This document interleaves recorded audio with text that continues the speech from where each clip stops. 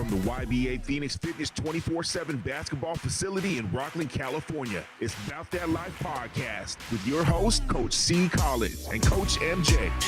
Start 3, 2, 1, let's go. Hey, I'm Coach C.Collins. Coach MJ, GGT. And welcome to About That Life podcast, where we talk a little bit of basketball. AAU obviously is a main point of emphasis.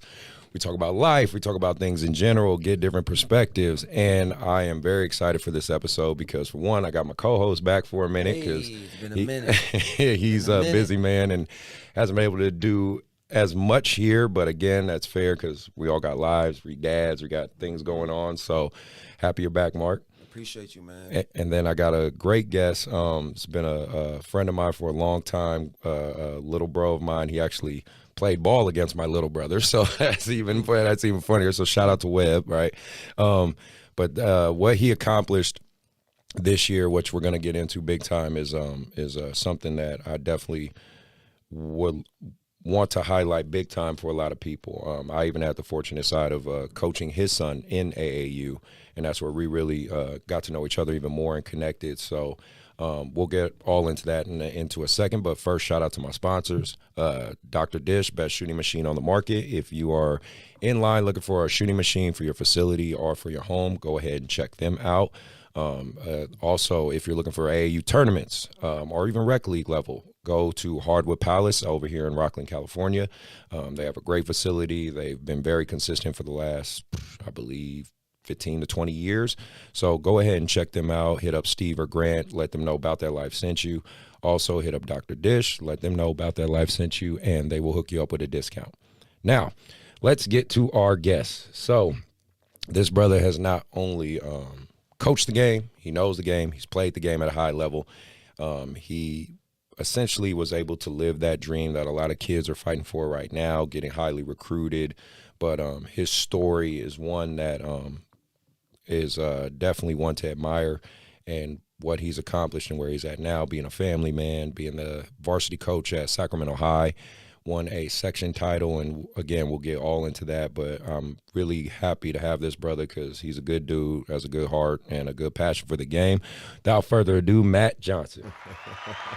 Appreciate y'all, man. That was a great intro. You can tell I've done this a while. Right. But no, I'm a big fan of the show. I appreciate you guys, man, for having me on here. I watch like almost all your episodes. I'm a Patreon. What's it called? A Patreon. Yeah. I subscribe on the YouTube. I appreciate that, it's man. an honor for me to be here. Yeah, so appreciate it. Nah, man.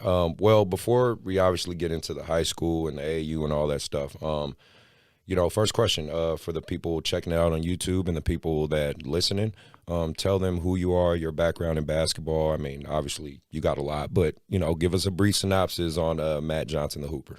Right. So I played my whole life, obviously like all of us did. I grew up just falling in love with the game on my own, not really having the trainers, not really doing the AAU thing because we didn't have that back in our day. You know, you had to find the love of the game for yourself. Street ball. Yeah, street ball. Playing at the parks, playing outside, and that's how I did it too. Come to find out, I was pretty good at it. So when you're good at something, you tend to like it a little bit more. It's easier to fall in love with something you like, something you're good at. So once I found out I was good at it, I just kept pursuing it. Doors kept opening. I kept getting opportunities. People kept helping me. Like I was never a kid where people were trying to help me. And then once I had people reaching their hand out to help me, I was like, oh, this might be something good for me. Let's keep exploring this. Fast forward, I went to Sac High. Long story how I even got to Sac High, but I ended up at Sac High. Derek Swafford, I met him like one of the first days on campus. I was a freshman, and everybody told me, you got to go meet this guy if you want to play basketball here. His name is Derek Swafford, and I seen him big, tall, 6'4", but his stature is so much bigger. Like he's intimidating, and I was kind of scared of him the first time I seen him. He had a big suit on, and I was like, man, I went up to him and I was like, hey coach, I want to play basketball. He looked at me, he said, you're on the freshman team. I was like, oh, okay. Didn't even give a shit. Freshman team I am, and I just had to work and I just had to grind my way up. I had to impress Swafford. I had to impress Earl. I had to impress those guys. And that's a hard task, because when I got to Sac High, that really changed me as a player because I'm playing with Dave Young. I'm playing with Jamel Swafford. I'm playing with Isaac Ricard and Jeremy Blair, Fabian Baker, all these like grown men and studs. And if you guys know the names, you guys know them. And the team, they were so good. They won 31 games. They were 31-3. They were legit. So I'm looking up to all these guys. I see how they work. I'm going to practice with them. They're busting me. And I'm just a firm believer that iron sharpens iron, and those guys really sharpened me, and I feel like I sharpened them. And so when it was my turn to take over the mantle, when those guys retired or graduated, when it was my turn to take over the mantle, I just felt like they started something here. I always call them the founding fathers of Sac High. That's what I call them, those guys, the founding fathers. Even Chuka, if you know, he's a barber now, Chuka, you know what I mean? But all those guys are the founding fathers because they're the ones who started it. They're the ones who broke through that gate, broke through that door, opened all those barriers for guys like me to come through. Like, I get a lot of credit and I get a lot of love, but those guys are the ones who first knocked down those barriers. Those are my big bros. Right. So when I got that mantle to them, I remember Jamel Swafford, he handed me his jersey and he said, after they lost, he's like, it's your turn. I wore that same jersey, number 2, number 1. Wow. So I took it in my heart. You know what I mean? I took it like that meant something to me. And not just me, the Kevin Galloways, the Deion Clays of the world. We all like embodied that and embraced it. And so when it was our turn to take over that legacy, we took it over for sure and carried it on. You know what I mean? They broke that barrier. We ascended it. And then it just kept going on ever since then. I don't know if you guys know Sac High. It used to be a powerhouse. Back in the day. I remember. Well, like I said, with Webb and watching kind of from afar, you guys going at it because I was out by then. But no, I remember. No, I absolutely do. Yeah. And how? I mean, go ahead. Tell me more about that, man. Tell it now. You're the man, or you're sitting on top of that hill. Right. So it was my turn. So we just wanted to all do it the right way, and you know that's just what we did. Work hard, show those guys because those guys worked hard. So we wanted to work hard. We ended up winning. We won a lot. We won 31 games as well. Nice. We won a section championship. We went to the state. Where do we go? NorCal finals. Yeah, and then lost the NorCal finals. So we had a really good team. We hung up like 3 banners. Nice. So it was nice. It was nice. We had a good career there. So I felt like we carried on that legacy. I felt like we carried on that tradition. And if you look back, fast forward 20 years from now, you know, that legacy continued on for a long time. It's not my legacy. It's the legacy of Swafford, but I played a big role in it. I played a big part of it to carry on that torch that my big bro started. So it means a lot to me. But then, so after that, I went to Sierra College. Right. I had 2 kids. Just throw that in there. I had 2 kids. I was getting recruited by colleges. Look, man, you ain't the only one. My life was so crazy. University of San Francisco, they're the first ones to offer me a scholarship. Sac State was recruiting me, so I had opportunities out of high school. But I was a little kid. My world was so crazy. I didn't even take my SATs. I never took my SATs. I had a 3.5 GPA, and I never even took my SATs. Right. All I had to do was write my name on the paper. Right. You know what I mean? Never did. I signed up for it one time, and then I had my son got sick. I had to go. I signed up for it another time. We had a basketball game. I was like, oh, that's more important. I signed up for it again, and I just didn't go. I don't know. It's just young, man. Dumb, being young. It's just being young. Yeah, with other priorities that were more important than these stupid SATs. That's how I felt, but they weren't stupid. Right. So I went to JUCO. I wasn't a qualifier. I went to JUCO, played 2 years for Fasano, John Fasano up at Sierra College. He taught me a lot. Like I give Swafford a lot of credit, but I give Fasano a lot of credit as well because Swafford taught me how to play hard. Fasano taught me how to be tough, how to be a man, how to fight through the adversity, how to, you know, he took that chip on my shoulder. He made it a little bit bigger, right. Because pretty much every day he challenged me to be better, challenged me to be stronger, tougher, all that good stuff. So it helped me out a lot in my career. And then I ended up getting a scholarship, going to NAU, playing there. Had a good career there. Came back home, played in the ABA, bounced around the ABA. You guys know how the ABA is. I see the ball over here. That was me in Chicago. It's a different league, man. I don't know if you guys ever seen that movie Semi-Pro with Will Ferrell, but that is the ABA. Right, that is definitely true. But there's a lot of good hoopers there, and it's a grind. Guys who love the game, and you can, like, my whole thing was I'm always trying to just make it out of here, and if this is what I got to do, then this is what I got to do. So I just grinded my way through the ABA, ended up making it, bounced around overseas a little bit, and then that was my plan. Yeah, there you go. Yeah. There you go. No, that's good. So then, did you at any point play like some AAU, or was it mainly just, street ball high school? No, I did play AAU. So I played for the Sacramento Kamikazes, which was just like my friend's league that we started with his dad. So like a dad team. Yeah. And then I played for, what was it called? Brian Mitchell's SSA team. Okay. Yeah. And then I went to Vegas. I went to the big time and all that stuff. We got whooped. But it was like me, Rob Rose, some other guys. We were pretty good, like the Sacramento All-Stars. Right. Yeah, but we got whooped. But AAU was so different nowadays than it was back then. Oh, yeah, absolutely. I mean, it was, it was like the best of the best of the best. It was, and, just call it what it is. I mean, I'm a part of this machine, so I can't act like it's not. AAU's watered down some, obviously, but I still think I think it has its pros and its cons, no doubt about that. Obviously, I'm I'm waist deep in all this, so I can't act like I'm not around it. But I do like the platform it provides. You know what I mean? It just gives kids a fighting chance, right? So that's the biggest thing with me. Mark, did you have anything off the top of your head? I was gonna say for you, like being born and raised in Sacramento, how was, because I know as the years go on, how was the culture during your time, during high school, and even during your JUCO time, compared to what you see today, culture-wise? Ah, man. And so I'm such a homer. I love Sacramento. I'm everything 916. I'm everything Sacramento. So I've always felt like Sacramento basketball culture it's been top tier. All my friends were hoopers, and we go and travel to other places. We go to the Bay, we go to LA, and we win. Yeah. You know what I mean? We go out of state and we win. So I don't know if it was just me and my group of friends and just our time that was excellent, or it was just Sacramento. But then I kept watching, and we got hoopers out here. We always have hoopers out here. We have some of the best in the world. Yeah. Like we're in California. Yeah. You know what I mean? Yeah. We're in California, so you're always going to have great talent out here no matter what. And then we're in Sacramento, which is the capital. Yeah. But we're also like it's a little hotbed for basketball. We've always had some nice little talent. We always have players coming out, going to the NBA and going far and going to college and making their name out of Sacramento. So I feel like we've always had a good rich tradition, good rich culture. I just feel everything's a little watered down nowadays. Yeah. You know what I mean? We're in a TikTok era. We're in a video game era. Kids, I go in the gym and I see kids not warming up. They're TikToking on the sideline getting ready for games. So I'm like, man, we used to be putting our game face on. We used to be ready for war. These kids are dancing and TikToking nowadays. It's a little different, high-fiving, but TikToking with the opponents. Right. Like you're my boy, but I'm not talking to you before the game. We're about to play. No, not at all. So I just feel like that's the biggest difference with basketball nowadays. But, I mean, as far as talent-wise, we still got it. You know what I mean? Yeah. Well, fast forward, before we talk about the high school side, what I wanted to ask you was, especially your perspective, because I don't get to sit down with too many parents that were basketball players that let me coach their kid. You see what I'm saying? That's put you in a unique spot, right? Yeah.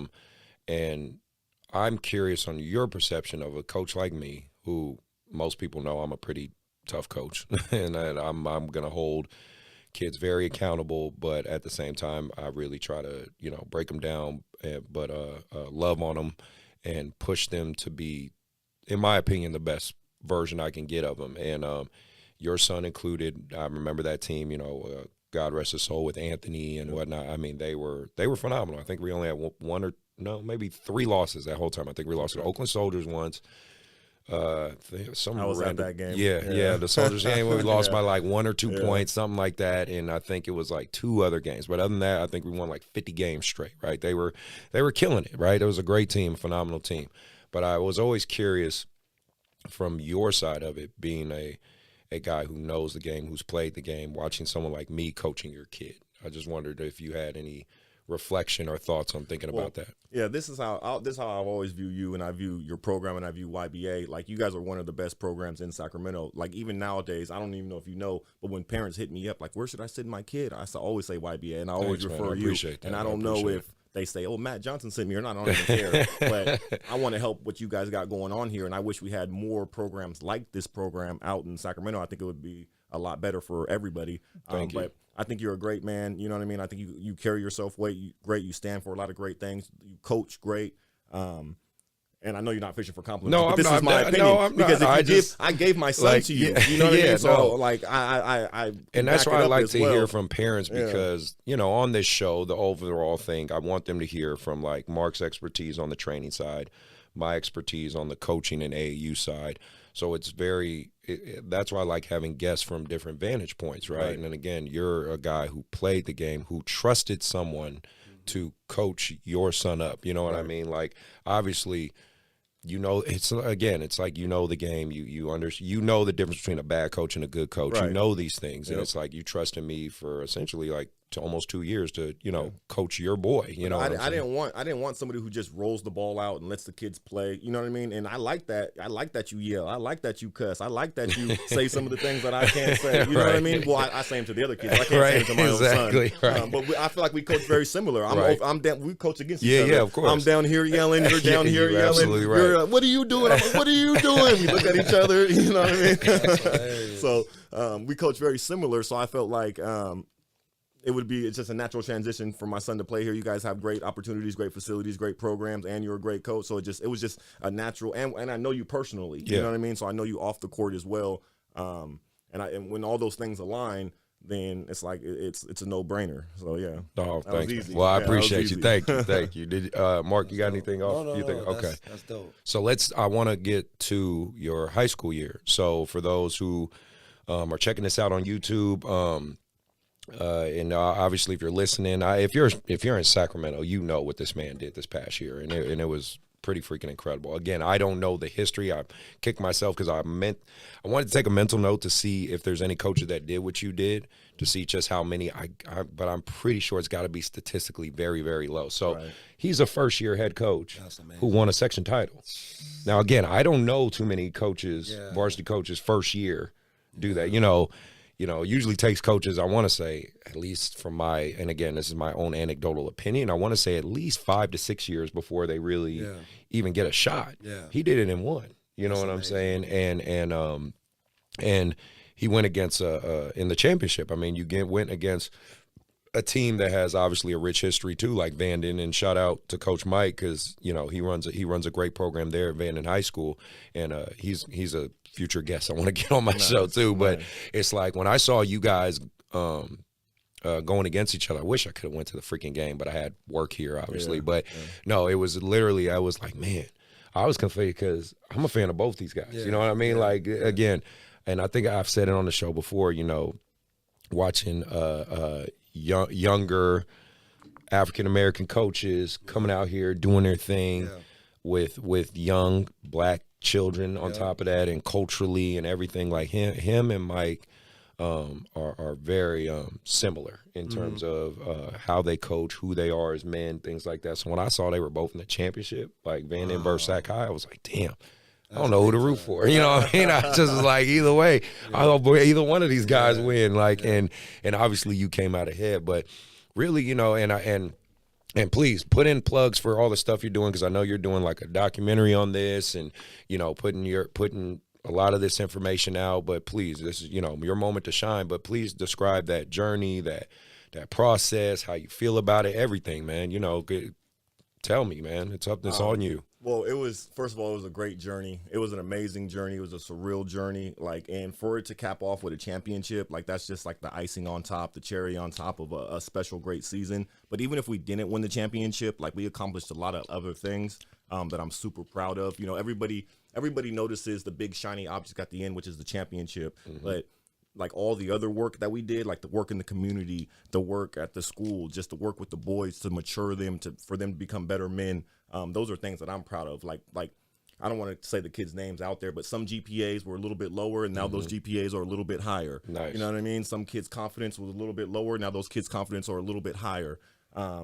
And the kids, we talk about stuff all the time, like outside of basketball. Like one of my old coaches said, if all you do is talk to your kids about basketball, you failed them as a coach. If all you do is talk to your kids about the sport that you coach, then you fail them as a coach. And I really believe that, because we're not just basketball coaches. We're mentors. We're role models. We're life people that they look up to. So we need to be good examples for them. And then just my coaching style, I was just an open book to them. I opened my life up to them. I'm an open book with everything. And then it's just a mutual respect thing with the kids, and they accepted me, and then we had something really special. And it's sad because, I always say, I'm new to this coaching stuff, I pour my heart into this team. You know what I mean? And now, I have a lot of returners coming back, but that group of team, that will never be the same again. That 10 guys we had, I'll never be able to coach those same 10 guys again. So it's a sad feeling, but we accomplished a lot of things. And then it's an exciting feeling, though, too, now, because now I look forward and I was like, okay, now I got these guys and these guys and these guys. And then we got next year going. Now you got to set the bar higher, right? Right, exactly. And now we can keep going. And now we got this and now we got that. So it's a fun feeling. But that team we had was something really special. Like, I don't know if they're going to be the best team I ever coached. I don't know if they're going to be the worst team I ever coached, but I know they were my first group, and for them to trust me and for them to play so hard for me, because really it's all about them. You know what I mean? Like, I don't know how much credit they're getting. I'm getting some credit, whatever, but it's really about them to trust me, to them to play hard, for them to trust each other. Like, it's really something special. And then shout out to my coaching staff as well. I couldn't have did it without them. A great group of guys. Like, even Brian. Oh yeah, shout out Brian Edwards, man. Yeah, he's on fire. Even Brian. Nah, shout out to Brian. Brian, and it's funny because Brian doesn't get a lot of credit. Yeah, Brian doesn't get a lot of credit for what he does, but he brings a lot to the table. You know, they made a joke like, "Oh, Brian, you just hold my clipboard for me," and maybe on the outside that's what it looks like. But Brian's constantly in my ear. He calls me all the time. We talk all the time. He's a support guy. He's a rock guy, and a lot of times. A good coaching staffs and good teams, and they have a lot more people who are just not X's and O's guys. Not saying Brian's not an X and O guy, right? But sometimes it's about relationship guys. Sometimes it's about support guys. Everybody can't be an X's and O guy. We can't have 10 guys in the kitchen trying to cook. You know what I mean? Like, other guys have to hold the plate. Other guys have to clean up the mess. Like, everybody has to have a role that they have to play in order for the ship to run good. Yeah. And Brian's definitely one of those pieces that keep everything going. All right. There, Brian. You happy I shouted you out, man? You know he's going to say something. No, man, I know. You better shut He's me probably out, texting man. me right now. All right? You know that was happening. Brian's this OG. I coached his son, Amari. Oh, really? Yeah, he's hilarious. He's a good dude, though. He's helping me assistant coach at YBA right now, so I appreciate it. So then, okay, so for you, when you stepped into this varsity role and you got the job, I mean, was it like, straight from day one? I mean, I remember looking at your Instagram and your stories, man. He had his kids in the gym like all the time, man, like all the time. Like, yeah, Mark, you would definitely appreciate this because he was like, they were definitely. He was doing open runs, he was doing shoot arounds, you were doing weights, you were doing. I mean, I saw it constantly. You know what I mean? And he had them, started getting them doing like what would you call it, summer AAU stuff and spring AAU stuff, and just he had them going right from day one. Paired. And I look at what you did. I just I always kind of sit back and look at other people's work and watch the fruit they bear, and man, you deserve all the credit in the world for what you did, man. Like you do. I'm just saying, because I saw it from day one. Like I said, I'm just. I don't look at everybody's Instagram, I'll be honest, but there's certain people I do. I look at his, I look at yours, I look at, there's certain stories I just kind of, what they up to, man? You know what I mean? And I saw you guys, you working every day, bro. Did, obviously you had your star players. Was there maybe a couple kids that kind of, snuck in from the back there, like you didn't expect to be or shine as much as they good? Because as a coach, we obviously know, like, okay, this is my go-to guys, but someone always surprises you. So I was wondering if you had a couple. Well, it's funny because you kind of jump back. So when I first got the job, before I even got the job, they were like, "Do you even want the job, Matt? Sac High's not very good." I'm hearing all this stuff. They're like, "Oh, the admin's up and down. They got different head coaches. They got different ADs. You're not going to get any support from the community. You're not going to get anything from this. The team's not very good." And I'm like, okay, I already know the community. You know what I mean? I don't care about the AD and the admin. I can get along with anybody, I feel like. That has nothing to do with me. And then the players, I looked at the roster. I'm like, this team can be pretty good. Right. Like, because I know the kids. I'm a Sac High guy. You know, one of the kids dated my daughter before I even coached on the basketball team. I coached some of the kids. That's funny. The Doc Rivers moment. Right. No, seriously. Yeah. I threw that in there real quick. But no, it's true. No. But it helps you build relationships. No, absolutely. The kids know me. I know the kids. I coached some of them on AAU teams with my Lions AAU team. Some of them were already at Sac High. So it's not like I didn't know any of the kids. So I looked at the roster. I'm like, we can be pretty good. If all these pieces come together, we can be pretty good. And then, like you guys said, we went to the gym right away. Like, I'm no stranger to hard work. That's what I believe in. That's my core, is hard work. Hard work pays off. But the hardest part is these boys weren't ready to work hard. Yeah, like, it's funny because I was pretty good on the angles on my Instagram. I would show the Instagram, but sometimes there were only 3 kids in the gym working, 4 kids in the gym working. You know what I mean? All my team's not there.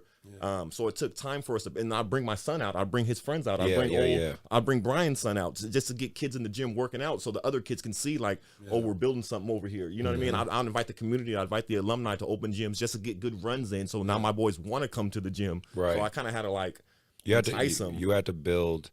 Literally from scratch, you had to build the consistency. Yeah. Right. Yeah. Like I'm like, hey guys, we're here working. Right. Yeah. Hey guys, we're in the gym. Hey Right. guys, you gonna come today? Okay. Because I didn't really make it mandatory because we're in the summertime, Right, of and course. I'm like waving my hand like, hey guys, we're in the gym. We're working hard over here. Anybody want to come? And Right. guys started coming, and then it was just they got better and better and better. So it was pretty dope. But as far as like kids surprising me, like I mean, you got to start with a Shabal Barksdale.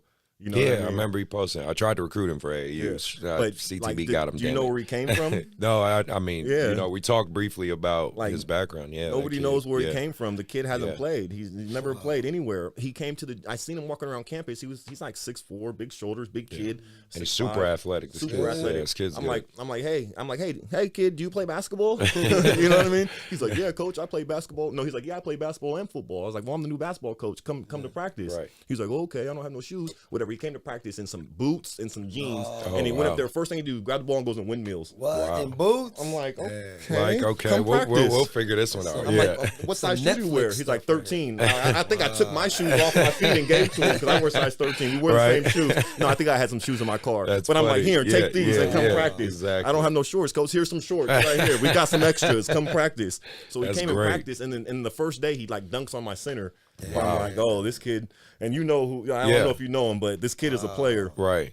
And then I'm like, man, he came out of nowhere. And then just for him to trust me and to buy into the program, because this is a kid who hasn't really played basketball, haven't really been a part of that structure. You know what I mean? And for him to pretty much like give his life to me in a sense, and his parents too, to like trust me and let me mentor him and let me guide him. I feel like he was the biggest surprise, you know, for sure, because he wasn't even on my radar or my roster. I thought we could have won. I'm looking at pieces without him, but then you throw him in there, he averaged a double-double for us, like 11 points, 11 rebounds, then 4 blocks or 3 blocks. Like, Wow. amazing numbers. That's a great story, man. So he surprised me the most. And then just, I mean, I feel like all the kids developed, like a Mike Wilson. He went from being a shy kid in the corner who just wanted to shoot threes to our leader on our team.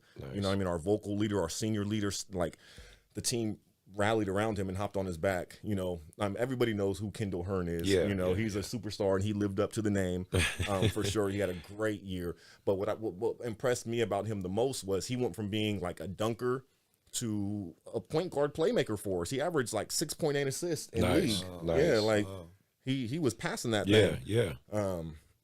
So unselfish because I mean we had a lot of players, so some people have to like take different roles, and he went from being like a scorer slasher to a playmaker. Nice. And he took on different roles, and then on to my next guy, Samarius Jones, Dutta, we call him the sophomore sensation. It's funny because I didn't really. So he like Dutta, we call him Dutta. Yeah. He was like our highest. He's like our highest ranked player or highest touted player, highest recruited player. I don't know. He has D1 colleges already banging down his door to get to talk to him. Right. But he was coming off an injury. I didn't really know him. He's one of the kids who I didn't know, but I'm hearing everything about him. Like, Right. oh, he's gonna do this and he's gonna do this, and I'm like, okay, let me see it. You know, let me see it. And he was coming off an injury. So it took him. He didn't work out with us all summer. You know what I mean? So as everybody's working out and everybody's grinding, he was recovering from his injury, which was he came every day. You know, total team guy. Nice. And then when he finally got healthy, oh, the boy was a stud. Yeah, the boy he lives up to the hype. He lives up to everything. Everybody talks about him. What is he, 6'3", sophomore, probably one of the best shooters in Sacramento. Nice. He's out there at Golden One Arena hitting NBA threes. He really hit the game-winning three from on top of the key. Like, he's just such a bad shot. He knows me too. We talk about it all the time, but for him, he can do it. Yeah. He gets the ball at the top of the key. There's 20 seconds on the shot clock. He's just dribbling the ball. His defender backs up. He just rises up. I think he goes like through his legs and then rises up from NBA three with like, there's like a minute 30 on the shot. I mean, the minute 30 in the game in the fourth quarter, it's like I think we're down by 1. Yeah. He just rises up and just so much confidence, just knocks it down. We go ahead, we never look back again, and we win the game. Nice. And it's like just the confidence to take that shot as a sophomore. Yeah. Like, I'm excited to see what this kid does. I can see him averaging 25, 30 points a game. He might go down as Sac High's all-time leading scorer, if a prep school doesn't come pluck him. Right. That's possible. That's possible. Then, Mark, you got anything to add to this? I know you just that's amazing. listening and that, reminiscing to all this, but no, that's great, man. I mean, like I said, you really changed the culture of Sac High. You've helped revitalize it, and that kind of, funny enough, it makes me think of just Sacramento in general, man. I mean, this year, I think basketball in Sac is thriving at its highest in a long time. Shout out to Sac State women's basketball team. They won the conference. They won the Big Sky Conference, and they made it to March Madness. I don't know how they did. I didn't get a chance to look. I should have checked, but. And then obviously Sacramento Kings, right? You should be happy. You're a legit Kings fan. You're not no bandwagon, but he's a legit Kings fan. Just like I was a legit Warriors fan.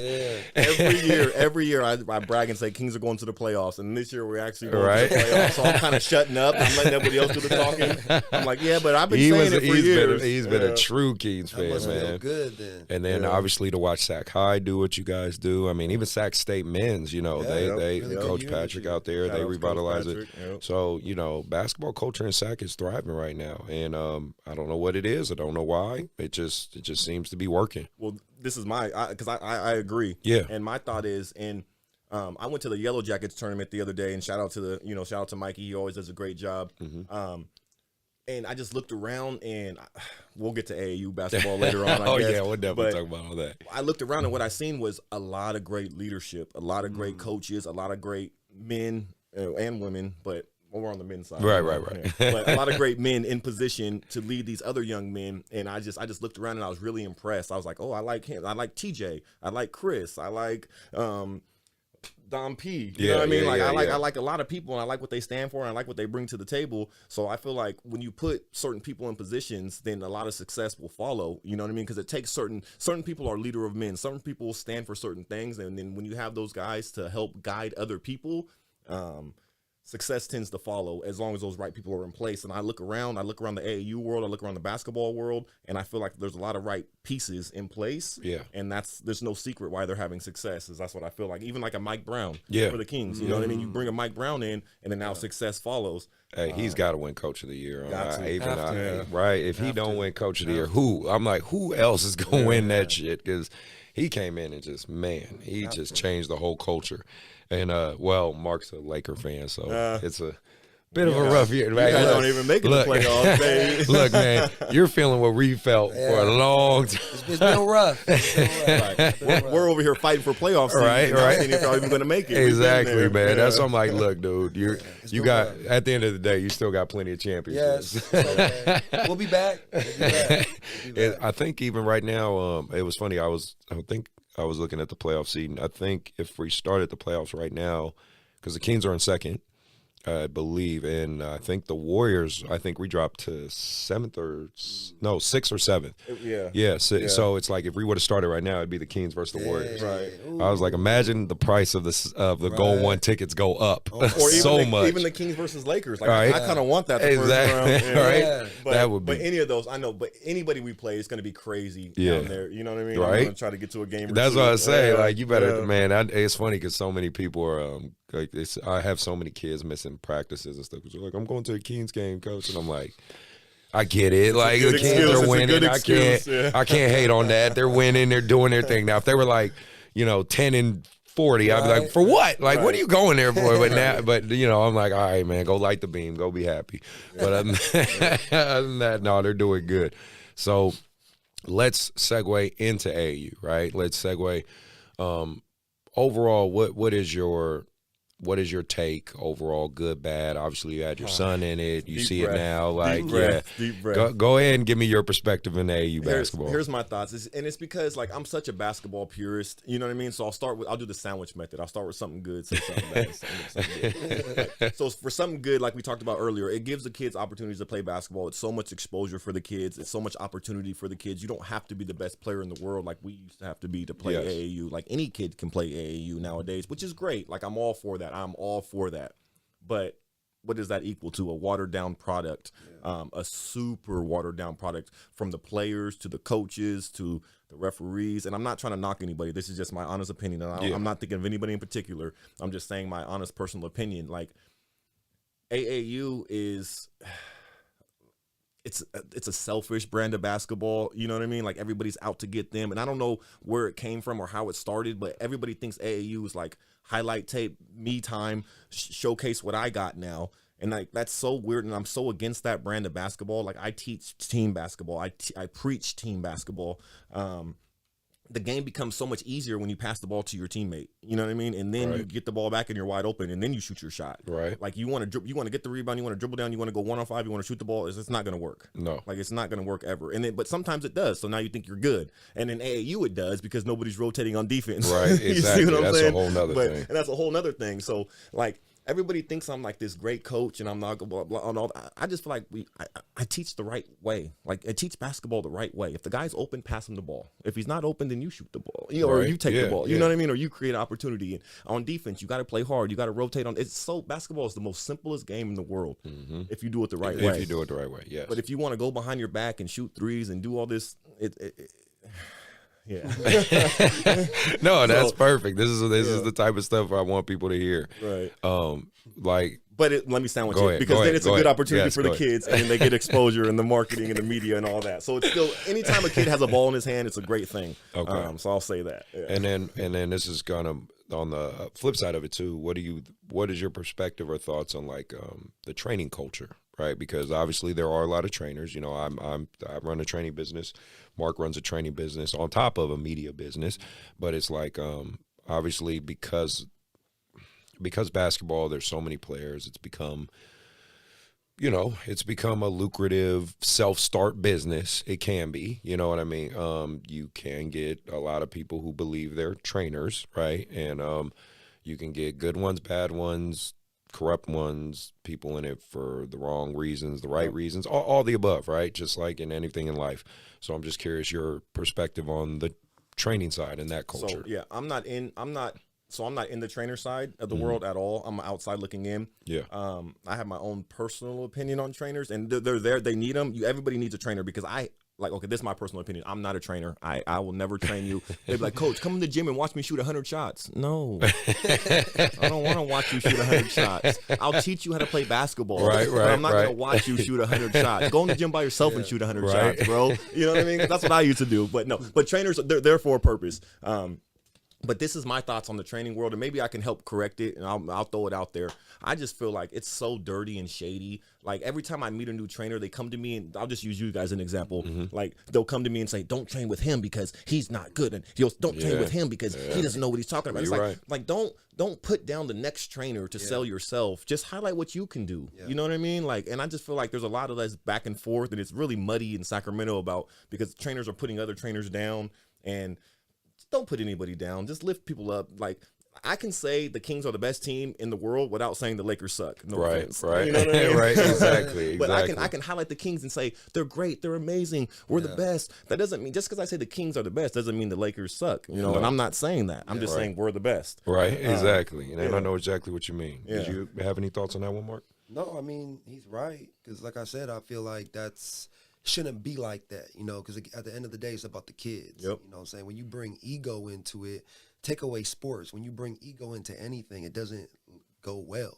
Yep. You know, and then when you have kids, whether it's young kids, because at the end of the day, you have to develop them, especially when you have them young and you influence them a certain type of way. You know what I'm saying? Like you said, one bad coach, one bad trainer, even a bad parent can change a kid's trajectory for the rest of their life. Yep. Yeah. So when you add the egos and the fighting and who's better, who's that, then that's when everything just collapses. You know what I'm saying? So I'm definitely with him. Like, you know, there's a certain way to do it. You know what I'm saying? And to me, at the end of the day, you got to do it right. Yep. So No, that's all good stuff. Well, I want to get into hot takes. From the YBA. Not that one. Hit the wrong damn button. There we go. Okay. Getting to hot takes. I wanted to talk about, especially because we are guys who play college ball. Let's talk about the transfer portal. Right? Let's talk about this college transfer portal. From what I've seen right now, it's record numbers right now in that portal right now. And, I mean, we all went to college around the same time. Wasn't no damn transfer portal for us. You gotta toughen it out. You gotta fight it out. You gotta earn your stripes. Yeah. So I definitely am. This is why I say I don't need a script this time, because there's just so much to talk about, like especially between AAU and college and everything. But this transfer portal has gotten just, I don't know, man. Like, and I just, my opinion is the transfer portal has now turned college into AAU. It's turned college into AAU. Yeah. I mean, you know as well as I do. I don't like this team. I'm leaving. Right. I don't like. I mean, shit. Kids switch jerseys at halftime. Like, where this team's losing, I'm gonna go play for you now and win. Like, you know what I mean? Yeah, exactly. Yeah. So, I mean, it's. I hate to say it, it's turned college into that, and I do think, okay. Everything in extremes. I'm going to play devil's advocate here. Anything in extremes is bad. So, right. So I don't say you absolutely don't allow any kid to transfer under any circumstance. No, that's obviously wrong. But saying every kid can transfer anytime they feel like it with no sanctions, no penalties, no anything, that's too extreme too, right? I think you have to have a balance to it, right? Right now, I just don't get it. I mean, some kids can even be in good situations, and will still leave. Yeah, winning programs, right? Yeah. And I don't understand. I'm seeing freshmen leave, and I'm like, what do you? I remember being a college freshman. You knew whether I don't care if it's JC, NAIA, Division III, Division II, Division I, NCAA, whatever. You knew as a freshman, you're starting over. You have to work your way back up. It's your time. You know, you got your time a little bit in preseason. You know, you maybe got some regular, you know, you have the 20-20 rule. If you're down 20, up 20, okay, you get some minutes in you know, freshman year, right? But you knew you had to work, right? Now, because of, I don't know, maybe it's a combination of the highlight culture or the social media culture, the Instagram culture. It's like if you the sensitive culture. Yeah. If you're not a Zion Williams where you're just a freshman right off the bat, starting and getting all kind of minutes, you leave. And I don't know. You guys can give me your thoughts on it, but I just this transfer portals to me has just gotten way out of hand, and that's just my personal opinion.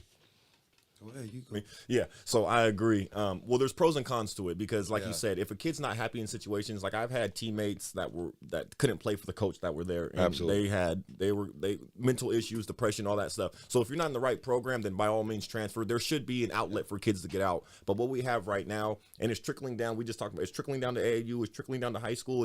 It's everywhere now. Like, I'm big on two things. I'm big on loyalty. And I'm big on earning your stripes. Yeah. You see what I'm saying? So if you're not putting in work and earning your stripes and paying your dues, and there's situations like some of those guys in the portal, they probably did do these things. So I'm not talking about that. I'm not talking about the outliers. But if you're not in there working hard and paying your dues and you just want to look for something better on the other side, you want to look for something, the grass ain't greener always on the other side, you know?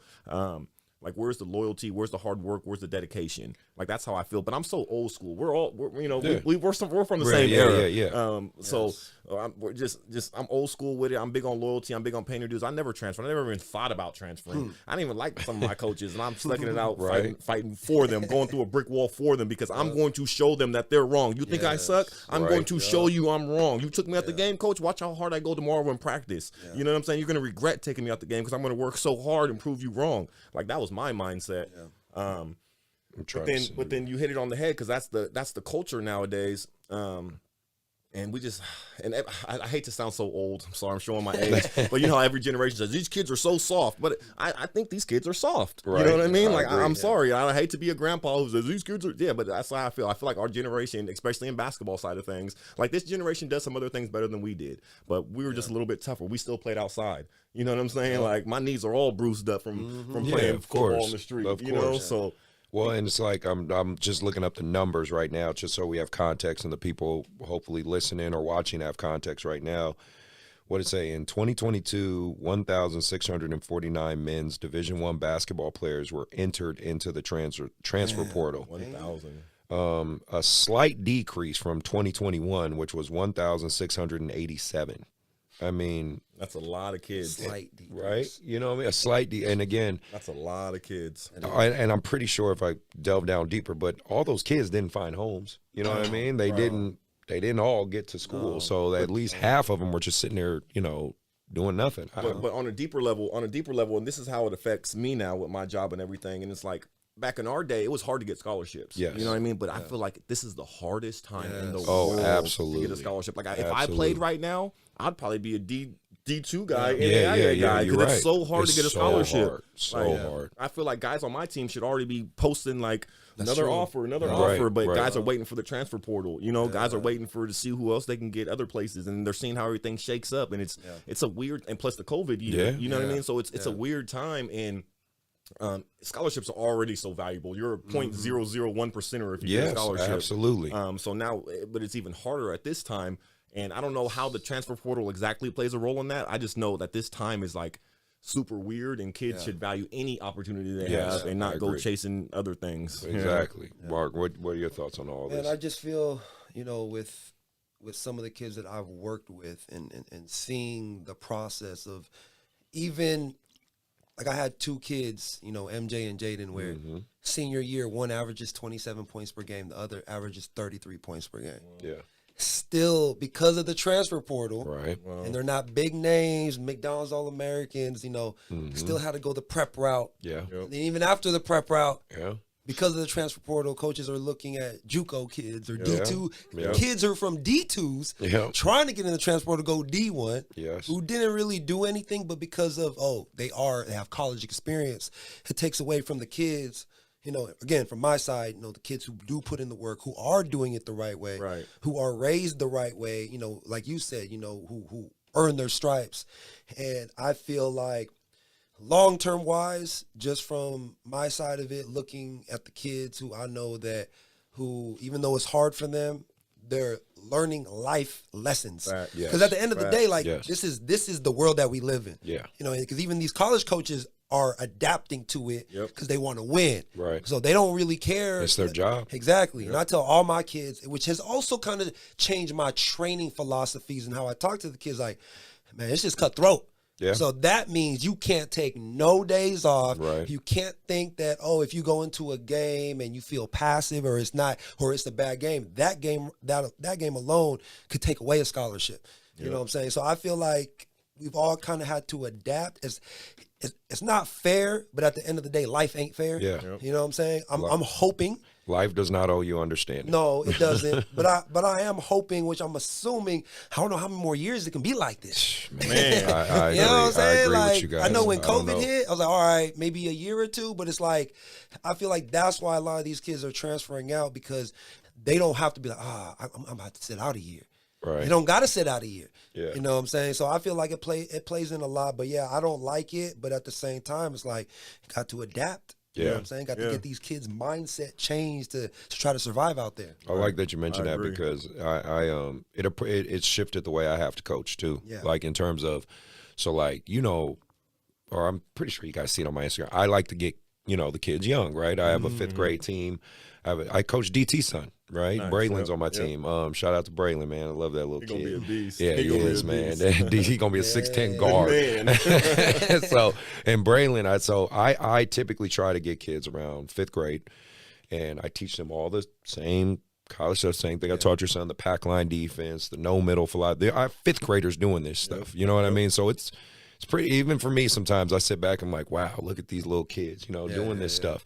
But again, what I what it's shifted for me is I have to have more serious conversations earlier. I have to tell the kids by 6th grade, it can't just be fun anymore. Now, if I say if that's the route you want to go, I say that's fine. But let me put you on another YBA team. Right. Because I'm not coaching the kids that just want to have fun. That's the difference with YBA Elite, or that's what we try to make very clear. These are the kids, not only do they, are supposed to at least, represent the best of our club, but even if they're not the best kids in our club, they're the kids that are the most focused. They're the ones that are locked in. Yeah. They're the ones that are like, okay, coach, I play football, I do track, but I'm a basketball player. Right. Like, this is what I am, and so I tell the parents, usually you could tell them like, well, you got to about 7th, 8th grade year to really start making. I tell them, no, you don't have that anymore. I'm sorry, that's you realistically don't. Nowadays how it goes. So now, shit. I mean, you have some kids that are like 3rd grade, 4th grade that are like, really getting after it and stuff. And so I'm like, I have to tell my parents earlier. I say, listen, by 6th grade year, they're going to start to figure out who they are in this game. Whether they're a shooter, a slasher, a guard, a big that likes back to the basket, or a stretch four. They're going to start to figure those pieces out when they're 6th grade, because that's when they're 12 years old, right? Then 13, 14, they kind of, build from there. And then obviously next step is high school. I say by 6th grade, we got to get this figured out. And that's if you want to take this serious or not. A few years ago, pre-COVID, I could tell them, okay, 8th grade year, you can still have a little bit of fun. Now, nah, just can't do it because more intense. It's more intense. And more cutthroat. Yes. Like this was an interesting fact. Just I saw this is one guy I've been watching on my IG.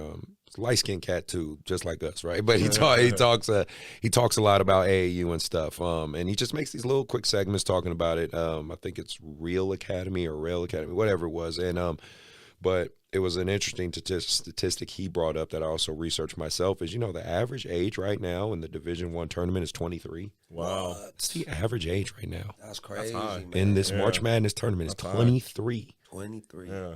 That means like probably some of the youngest guys are like 20, 21, and that's not like all 20. All of them are seniors. Look at that same stat 4 years ago. It's probably 19, 18. Exactly. Yeah. That's what I'm saying. Like, whoa, 23. So everyone's getting older, right? Everyone's getting older. So then that circles back to the reclass situation, right? Like, do we reclass our kids? And again, I'm a mixed bag on this. This is how I feel. My overall take on reclass, and I've spoke on it many times. I don't think it should be a go-to thing for 8th grade and below. Like 8th grade and below, okay, if you do it 1 year, okay, you do it, fine, whatever, which I'm okay with. But when I'm seeing people do it for 2 years, I've even seen some kids 3 years reclass. You're a 16-year-old in the 8th grade. That's too much. And then, then of course, the rebuttal or playing devil's advocate on the other side. They're like, well, in high school, kids reclass. Well, this is the difference to me in high school. It's varsity. It's all varsity. Whether you're a 15-year-old on varsity or a 19-year-old on varsity, you're all varsity players. Sorry to tell you. Just like when we're in college, when I step on that court and I'm a 19-year-old and the senior I'm going against is 22 years old, it is what it is. It all regulates by them. But this is where I say for those who make this counter argument is you're making a disingenuous argument. And this is my last take on it, right? Mm-hmm. Is it's a false equivalent. You can't say a 19-year-old going against a 17-year-old is the same as a 16-year-old going against a 14-year-old. Those bodies are way different. You know what I mean? Very different.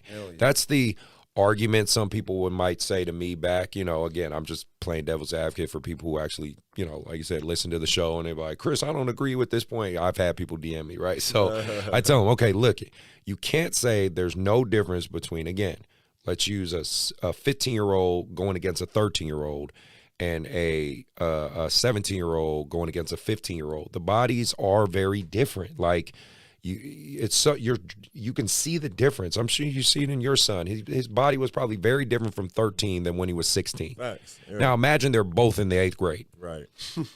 It's just no comparison to me. Yeah, it's an unfair. Well, it's not unfair. That's an unfair advantage. But this is my take on it. I'm not. I don't really know. Back in our day, nobody reclassified. Yeah, nobody. Nate Gard, shout out to Nate Gard, dominate. He's probably the only one that I know that reclassified. Right, that's what I'm saying. Back in our day, like nobody did it. That was it was an unheard of thing. Yeah. But nowadays, everybody does it. It's so common. So I wish I reclassified. I wish my son reclassified. Right? I know, You know what I right? mean? Like I was 17 years old starting in college basketball. See, that's 17 crazy. years old. I was 21 years old as a senior in Right. college basketball. You That's know what I'm saying? crazy. On my way out. Yeah. Like I see that nowadays. There's it's Like funny. imagine if you could have been 19 as a freshman or Man, 20 as a yeah, freshman. You see what I'm saying? Like I'm on my way out.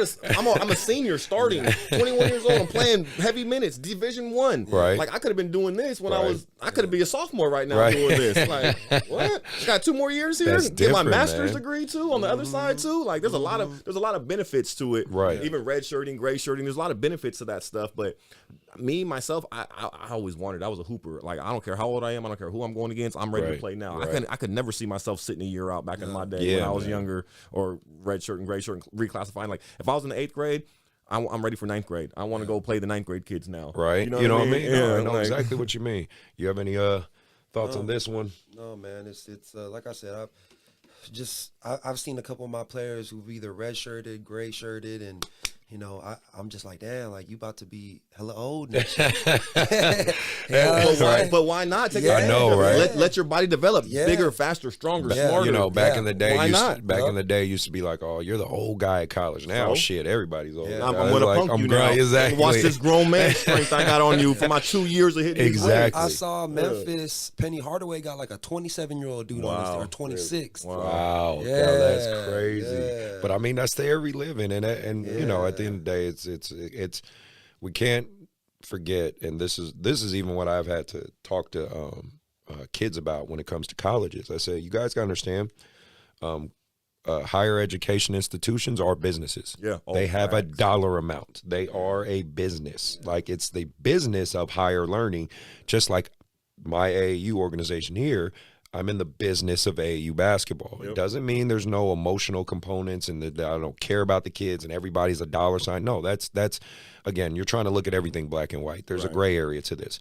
But at the end of the day, this building that I'm very blessed to have and be in with Kenji and all the other coaches and stuff, we got to pay rent. You know what I mean? We have to pay rent. So that's part of the thought process that goes into a lot of this. So I tell the kids, it's a business.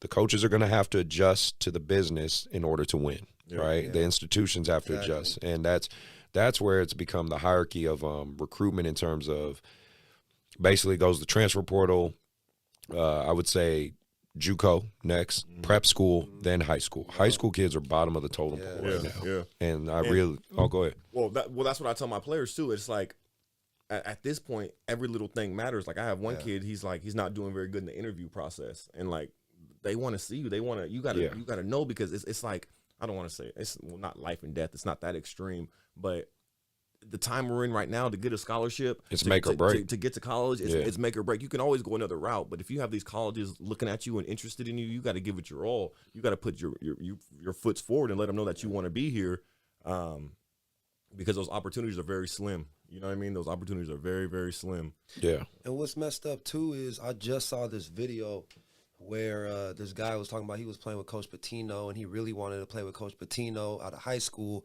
and he got that scholarship, and then when he played with Coach Pitino, like he didn't play good that year, and Coach Pitino in the exit meeting told him like, I'm bringing in a JUCO kid. You're gonna have to find another school. Damn. And I feel like, again, I'm just going off that story. I know that happens a lot. Yes. You know what I'm saying? Where yeah. You think they're not giving out 4-year scholarships no they're more. not. They're No, really they're not. 1 year. Your scholarships Yes. are one every year after your scholarship. Yes. You got to go meet with the coach, and they got to Exactly. renew your scholarship Yeah. every year. Yeah. And then this is what I was gonna say too. Like those scholarships, this is what I tell my kids too. Those are investments. They're investing in you. Yes. Like kids don't understand, and I didn't understand either when I'm 17 Right, years right, old, of course, 18 years of old. course. But these schools are literally saying, "Hey, I'm going to give you $50,000. Yeah, right. I'm going to give you Right.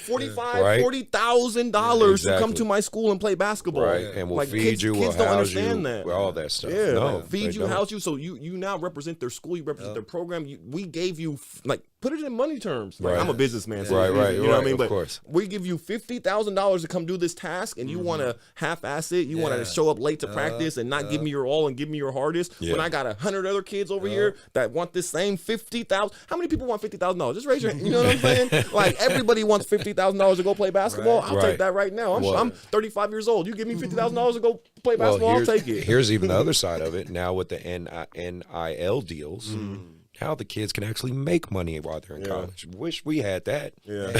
You know what I mean? I know. Well, I wish I had social media. I was a hot Right, flyer. right, Like, right. I'd be Exactly. famous right now. I'd be Exactly. YouTube famous. You know with what my I'm saying? dunks. Like, man, if social media was around, bro, like, I'm like, now y'all can actually make money Right. while you're in school and Right. it not get you kicked out We of used the to get in school and all trouble. that. Right. Yeah. We used to get in trouble. You would lose your scholarship. You That's would lose your. like, oh, if man. if we took $1, you would lose your scholarship. Yes, that's Yeah. crazy.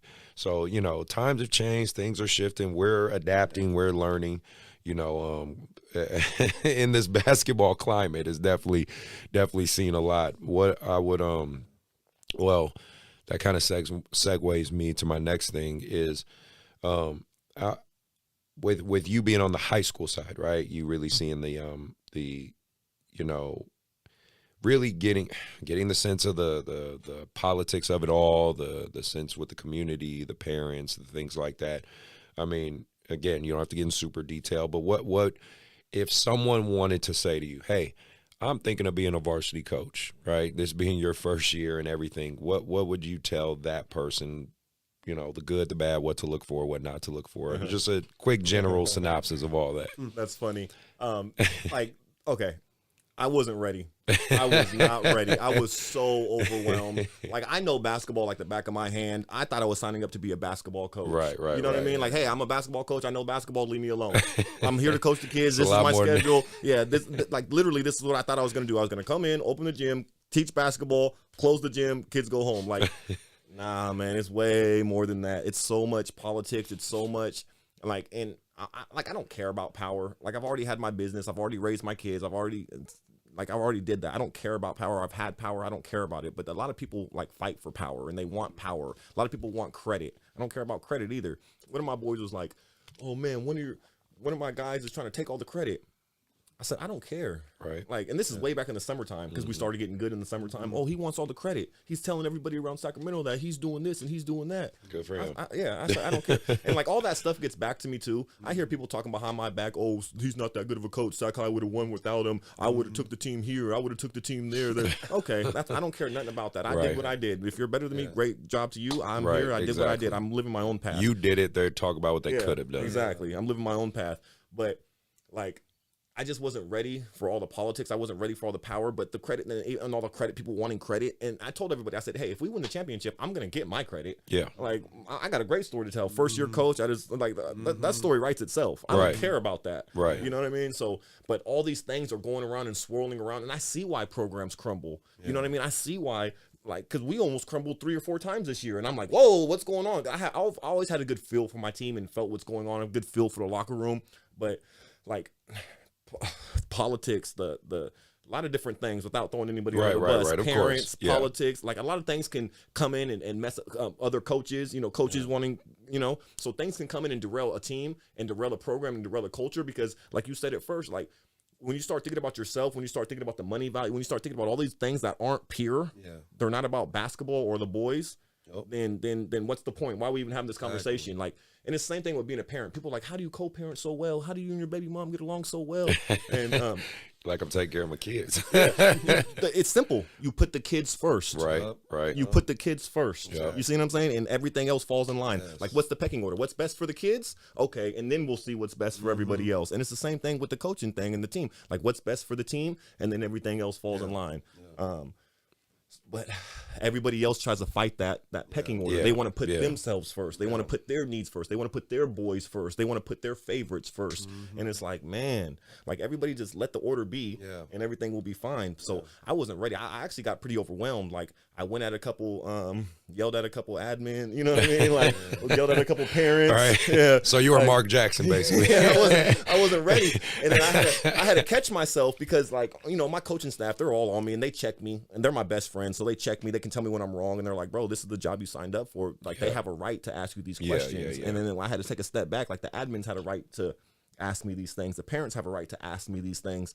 So I was like, I had to take a step back and check myself because, again, I thought I was just a basketball coach. But you're not just a basketball coach. You're the head of this. You're an ambassador. Yeah, no, really, yeah. So I had to put that hat on, and once I put that hat on, everything became pretty smooth. I had a meeting with all the parents, and I basically told them, which I don't know if I'm going to do this again. But I basically told them, like, hey, I'm an open book. Here's my number. Call me, text me anytime. Oh, they'll do And that. Oh, man. Worst thing you could have did. I'm talking about, I'm walking out the gym as we're winning a ball game. You know what I mean? And I get Why these didn't long my- texts. Yeah. Right. I'm like, my son feels he is a really good, and he can contribute. enjoy the win tonight. Right. You know what I mean? Like, geez. And it wasn't just one. Like, this is what I always feel like. I feel like this is what I equated to. Like, we had a demon on our team, and it literally bounced from person to person and admin to admin or parent to parent. Like, we had a demon swirling around our team. And then Right, once we right. exercise that demon out of somebody, it jumps to the next Jumps to person the- yeah. because now this person's mad at their playing time. And once we deal with that, now you're mad you're not getting enough shots. That is a Once very we deal with accurate that, analogy. now your dad is mad that you're not playing enough. Once we do it, Yeah. now the admins are mad and it's like, man, that thing just swirled around and you keep having to tame it. You keep having to fight it. When you won sections, did they at least get for a day or two? No, right away.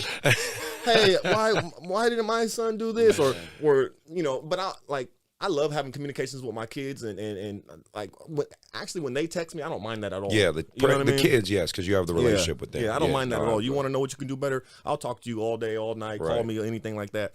It kind of rubs me the wrong way coming from the parents. It rubs me the wrong way coming from the admin, just because like y'all don't trust me. You're right. You know what I mean? Right. And this is before I was a champion. Now I'm a champion. Yeah. Right. Now they actually relax, man. Yeah. And these are adults. Yeah, Right, You know what I'm right? saying? Like, It's grown- crazy. What Right, would like- you say, like, so just like listening, and that was why when that COVID year, I was like, fuck this. You know what I'm saying? I like being in the gym with the kids, right. private one-on-one. But so going into, just year two, after what you just said, you were overwhelmed.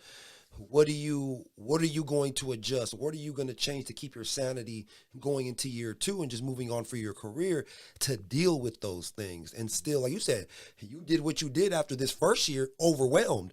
So I'm assuming going into year two, adjusting those things, you know what I'm saying? What have you thought about that? Are you still like thinking about, what you just did this year? Or have you even thought about going into next year? I'm already on next year. I'm already on next. That's everybody else celebrates it still. Yeah. I'm already on to the past. I'm trying to get. I'm kind of disappointed that we should have won state. You know what I mean? That's how I'm looking at it. Everybody else is saying good job, and I'm disappointed. I'm already on to next year. But next year, like, basically. So a lot of the overwhelmed feeling, it came from my insecurities and lack of confidence. You know what I mean? Like these people telling me these things and planting these seeds in my head, and now I'm thinking in my head like, oh, should I have did that? Should I have called that timeout? Should I have made that sub? Did I sub him out too early? Like a lot of insecurities, unsure of myself, because again, I don't have a lot of experience coaching. Chris got way more experience coaching than me on way of different platforms and levels and girls and boys, all different age But groups. you've always had a great voice to the kids, Right. And that's I think when I saw you at Hardwood and when we talked about be mindful of the AAU stuff, right? When you're a high school coach, because people always got you under a microscope. But I think I remember telling you specifically, I said, you're going to do fine. Yeah. Like, I think I remember, You gave me dapping some you up good and said, words. and I said, Yeah. you're going to do just fine because you have a good pulse and a good voice. You know what I mean? And people don't understand how valuable that is as a trainer, as a coach. If you have the right voice, I mean, you have the pedigree to back it up for one. Let's just put that out there. You played at a high level, so that's one. But take that out. You have the right voice and the right charisma and the right attitude that I knew you'd be successful, man. I knew you'd be successful. And to answer the question, like, that's what I got. My boys reassured me. They gave me confidence. They let me know, like, hey, basically in short, like, you are who you were, Matt Johnson, bro. You got this. Who's better for you at this job than Sac High than you, bro? You know what I mean? Like, name somebody else. I'm sitting there thinking, like, well, maybe Kevin Galloway. You know what I'm trying to think of people. And I'm like, I don't know. I am the man for the job. So they gave me more confidence. But going into this next season, and yes, success brings confidence, but more importantly, like I feel like I built a program, because one of my friends / critics said that Sac High is never going to be good. We're never going to build a program. They don't care about winning. You know what I mean? Because when they hired me, they don't care about winning. We're never going to build a program. And I thought about that, and I'm like, that's deep, because I don't just want to win ball games. I do want to build a program. Yes. I know what it takes to build a program. It's kind of like raising a family, Right. You know what I Absolutely. mean? And it's like, I know what it takes. I know what these steps are, and I know I can build this program. So now to have success after year one and just know that we're on the right track and going in the right direction, it gives me so much confidence and sure of myself. And also it lets me know, like, get religious. I'm in the right spot. Yeah. You know what I Yeah. mean? I'm walking in my light. And when you walk in your light, what's going to stop you? You know what I'm saying? Like, not no hater, not no nothing else. Just keep being the man I am, keep walking in my light, and good things will come. So that's really how I feel. So going into year 2, man, sky's the limit. I can't wait. That's exciting. Yeah. No, that is good. I mean, well, obviously, yes, like you said, you want to win state. I mean, don't get me wrong. I knew you'd be successful. I didn't know you'd win sections. Even I was like, dang. I said, dang, all right, man, look at him go. No, the video. I wanted to talk about that video reaction.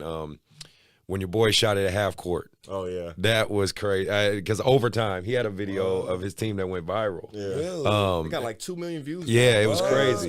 So I was just curious if your thought, because for one, did y'all plan that? Yeah. You planned that? planned That's it. crazy. Okay, No, bro, you got to check this so what's video out funny- when you get a chance. Yeah, what's funny is I read all the comments on like Ball is Live, Yeah, on yeah. Sports Center. I read all the comments. Yeah. They're like, that coach is an idiot. What coach let their players do that? Oh, you better sub him out. You better bench him. They were just Right. ripping me, right? And Right. I went on one night and I responded to a few of them. Of course, you what I can't mean? help it. And I'm Trust- like, hey, we're Dude. playing in the championship game tomorrow. Make sure you tune in. Yeah. Like, just like going back at them. You can't help it, bro. trolls. Yeah. Believe me. But no, what's funny is like, so that's my senior mic, you know what I mean? And all year that was senior night. So this is the backstory that people don't know. So all year it was senior night, and then all year long he was like, I'm gonna shoot a half court shot, coach. I'm gonna shoot a half court shot. Like, I'm gonna take you out. You don't shoot no half court shot. Like, what are you doing, bro? Like, no, I'm a basketball purist. We don't shoot Right, half right. court shots. We don't shoot step back threes. We don't Right, shoot half court right. shots. Like, and then like it was like a week before the practice, like, and he's practicing it. I'm like, water break. He's like, coach, watch this, and he'll shoot a half court shot every day. Coach, watch, and he shoots a pretty good percentage from half That's court. crazy. Yeah, he got range, so he's just, and he flicks it. If you see it, he flicks it like a normal. She's lefty. He flicks it like he's not like pushing it or throwing it. right. He's shooting that thing. So then like a week before, like we're having success, things are going good. Like I'm real big on team chemistry and team camaraderie and making the boys feel good. You know, you feel good. You want to come to practice. Like let's Right. make it a little bit fun. Like our practices were loose, were fun. I'm a fun guy. But he so a week before the game, I was like, okay, you can shoot a half court shot. Damn, And he's like, will you take me out? I was like, no. I was like, you better make it though. He's like, if I miss it, will you take me out? And I was like, no. Like shoot a half court shot, have fun. That's what That's you want to what's do up. with your That's senior nice, night. man. So That's then what's up. like they literally spent like time in practice going over their Go over routine. that routine. He gets the ball, he puts it through his legs, and he shoots it from half court. That's and then we dope. did it on senior night. And like this season was so magical, and I don't know what it was like. You know, I don't know what it was, but we were blessed. We were favored. This team, there was something else with this team. Right. You know what I mean? And for him to make that half court shot, like it was so storybook. It's so storybook for it to go It was viral. and then it was That off gave the me tip. chills. That's why it Yeah, was so first viral. play of the game. It was Yeah. the first. It was off the tip. First play of the game, So he the kid tipped it, tips it, and who was it? Kendall Bobby gets he it, caught it, and then throws it through his legs Yeah. to Mike. Mike gets it and then And shoots a half shoots court it, shot, and it goes in. all net. First three of the on game. senior night, the crowd goes crazy. We end up winning the game by 40 points. Yeah. Like there was so much. That was one of our best games because the boys were so hyped, so much energy, and then it's just like, and that video went Yeah. I'm viral. about to look that up after Yeah, the show. man, that video went viral. I was just, I had to ask. I was Yeah. like, "There's no way." I said, I saw that. I had no idea he was gonna make it, and he splashed it all Yeah, net. And all he, net. he threw up his hand like he knew what he was doing. I'm like, what is this? Like, it was crazy. I feel And like- then, I feel like listening to that, I remember Kobe in this video talking about when he was young, when his dad told him, he was like, I don't care if you fail, I'm going to love you anyway. I feel like Right. for you to tell a kid, you know, yes, you're a basketball purist, but you understood the bigger picture of letting the kid know that, yes, you can take the shot. I'm not going to take you out. And you trust him. And you right. trusted him, regardless if he would have made the shot or not. His confidence is up high compared to any Exactly. other kid just trying to take a half court shot. Yeah. like So- we're all ball players. Yeah, When yeah. the biggest thing is confidence. Like when Yeah. you're on a short leash and you know if you make a Yes. mistake, the coach is going to take you Yeah. out. Then it's hard to perform and it's hard to play. But if you know Yeah. the coach trusts you, if you know the coach has your back, if you can play free and play loose and not think so much and just Yeah. like good things will happen. So I Yes. wanted to speak that confidence into him and let him know like go ahead shoot it. You know That's what I mean? dope. That's I dope. didn't know he was going to make it. Right, I know that's That's crazy. crazy, Yeah, you got to man. check that video out, About man. to. That's I amazing. couldn't believe because you know I saw it. I was like, that looks like Sac High, and it was. I was like, oh damn. And then for it to go viral too, I'm Yeah. like, oh, I feel like it deserves to go viral. Right, Like, I didn't- right. That was I ain't crazy. seen that too many times. That was but- crazy. What, No, was cool. what a year. Yeah, exactly. that's- I didn't know all that happened Yeah, too. Like, this is why I wow. had to have him on the show. I was That's like, crazy, you know, man. and then oh well, and then I wanted to talk about your docuseries a little bit, and then I wanted to do a video reaction, a couple closing words, and we'll get out of here, right? So your docuseries, you know, obviously, again, you had a great year, and it should be fun to watch. Like, you know, what's the message you're trying to convey in that? Because, like, I did my little YouTube docuseries, and what I was trying to convey is how AAU works, how this machine, you know, works, and how it can benefit kids, and in the relationships and things you build. What's the message you want to get out there for your series? Well, I mean, honestly, just to be honest, we didn't start with a message. We just started because we felt like we had something special brewing. You know what I mean? We felt something special brewing. Like, we're first-year coaches at our old school. Like, you know, like I said, the story writes itself, but we started having success. We're making game-winning shots. We made so many game-winning shots, like, at the buzzer. And the crowd runs onto the – and it's all on video and stuff because we did a really good job, like – my business side's coming out, but it takes money to make money. Right, so absolutely. I spent a lot of money out of my own pocket on this team, whether it be hiring a cameraman to come shoot our boys, or hiring a videographer, or hiring somebody to come out here, Simply Basketball, to make a video of my boys, just to go out there and go look good, to promote them, because it was important to get our name out there and be seen, because we were doing some amazing things. So then BMR hit us up, you know, shout out to BMR, and he started coming and doing our films with us, and then we were just like, hey, this is really good stuff. You know what I mean? They started filming me my pregame speeches. You know, I give really good, passionate pregame speeches. I always feel like I'm like, you know, Troy, he's on what, you know, the movie Troy. They're on the boat and he's like giving his speech. That's what I always feel like when I give my pregame speech. Like, we're going to battle. So they're passionate, and they started recording my pregame speeches. And then they're like, this is something good. Like, let's make a documentary. And I'm like, yeah, okay, whatever. And then I hit you up. We talked. I watched your documentary. I'm like, I can do this. Yeah. You know what I mean? Like, this is just be yourself. So, yeah, basically, I just want to show people behind the scenes. Well, number one, I guess the number one thing would be to promote my boys. Like, that's how it started. I want to promote my boys. I want to give them as many eyes and opportunities on them to see. If you see one of my boys, if you see Kendall windmilling in the documentary, or you see him windmilling on Simply Basketball, and the college coach says, hey, I like that kid, which has happened. You know what I mean? Like, so they hit me up. Now we build a relationship. Like, that's how it goes. So it started for them, but then also, like, I just feel like we do things the right way. Like you guys said, we work hard. You know what I mean? We work hard at Sac High, and a lot of people got away from working hard. They get away from doing things, quote unquote, the right way. They want to take shortcuts in life, and I'm just not a person who takes shortcuts. Like, I go the long route, and I said it the other day. When you go the long route, you get a better understanding of your everything, you know, because you get time to soak everything in, and you internalize it, you maximize it, you understand it. So that's how we did it. And then for us to have success and win a championship, I don't know, maybe other people can watch it and be like, oh, let me start doing things the right way and not take shortcuts, and let me work hard because they worked hard, and it takes hard work to win a championship. You can't just wake up out of bed and go and win a championship. You know, you got to grind, you got to sacrifice. So I feel like, I mean, I don't know. We don't have no real true message for it. It was kind of just fun. It was kind of just for fun to promote my boys and have fun, but it was pretty cool. But my main thing was just to get their names out there and hype them up. Yeah. That's dope. That's very cool, man. I want to do a quick video reaction, because this is a YouTuber. I actually like watching his stuff. He makes like these little basketball documentary things, and make sure let me get past this ad, but he does some great stuff. So I wanted you guys to kind of listen to this, because I think it's an interesting topic, because obviously we mainly deal in the youth sports, and it's mainly talking about injuries, NBA injuries, especially this year, because it's gotten pretty crazy. So shout out to JX My High Roller. That's his YouTube name, but no, I watch a lot of his stuff. So I wanted you guys to listen to it, maybe give me your takes on it, because again, it segues into all of our worlds, the AAU, the training, and the youth basketball side, right? So, here. Well, real quick, I think it's pretty cool. Like, I don't know who's watching or if you guys are going to watch, but it's pretty cool. There's 3 good minds here. You got a trainer mind, you got an AAU mind, you got a head coach basketball mind. Man. So even when we answer our answers, you're answering from a trainer's perspective, you're answering from AAU, and I'm answering from a head coach, and they're all different. If you guys, because I'm all about team ball. Right. He's about developing the individual, and he's about showcasing. There you go. Exactly. Gems. That's what I'm trying to teach these people. Question. What do Kevin Durant, LeBron James, Anthony Davis, LaMelo Ball, Luka Doncic, Cade Cunningham, Tyrese Halliburton, Anthony Edwards, Karl Anthony Towns, Zion Williamson, and these 78 other players have in common? I'll give you a second to think about it. There's a lot of guys here, different teams and situations. It's injuries. All 88 of these players are either out or day-to-day due to injuries. NBA players just can't stay healthy. And no longer is it just the notoriously injury-prone players being sidelined. It seems like no one can avoid both small and severe injuries. And the weirdest part is that no one can figure out why.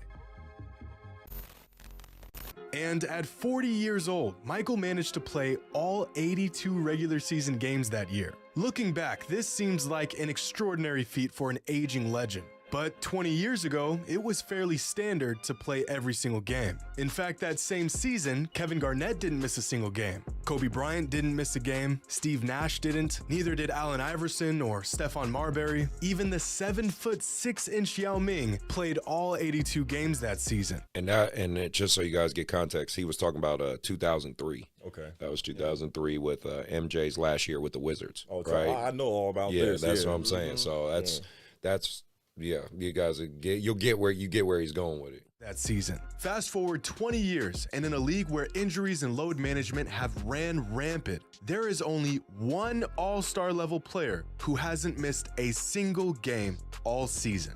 But this is just the tip of the injury-riddled iceberg, because this season there are only 12 players who haven't missed a single game. 20 years ago, there were 46 players who didn't miss a single game all season.